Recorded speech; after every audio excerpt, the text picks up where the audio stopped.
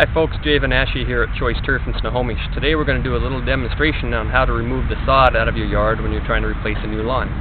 Behind me here I've laid out about 2,000 square feet which we'll be cutting out today. And over here we'll be using this machine right here. It's a sod cutter that can be rented at just about any rental yard. Home Depot, Lowe's, or your local rental yards. Just make sure you get good instructions on how to operate it before you leave the yard. Okay, the first step I like to do here is to cut out 2 or 3 strips on each end, and so when we get to the end of the yard we can turn the machine around in dirt instead of on the grass, and it gives us a nice clean edge to cut from. So with that we'll get this fired up and we'll start doing some cutting.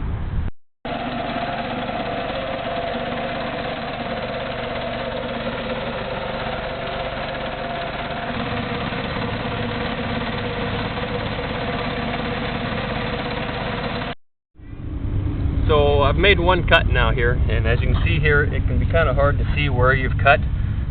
So this is a good time if you have help where as you're cutting, someone else can be moving the rolls out of the way. What we use here is this is a sod knife like this one here.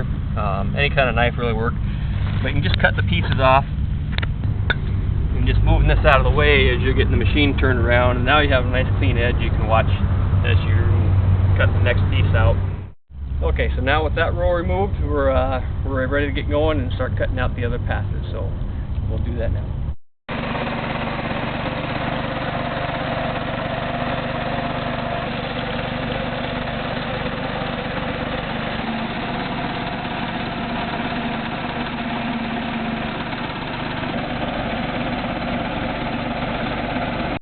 Okay, so now we've cut out 3 passes on each end. And next step now is just to start rolling it up and moving it out of the way before we cut out the rest of the yard.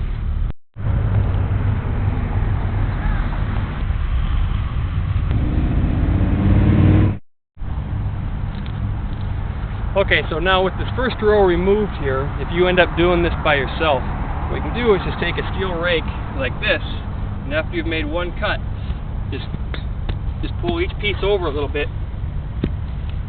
So it opens up that line there, though. So just little pulls.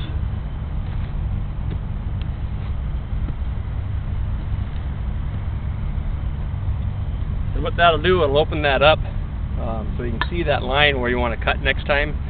The reason for that is if you miss spots like this right over here, you leave those strips right there, and in the end it takes a lot more time to have to go back and cut all those out.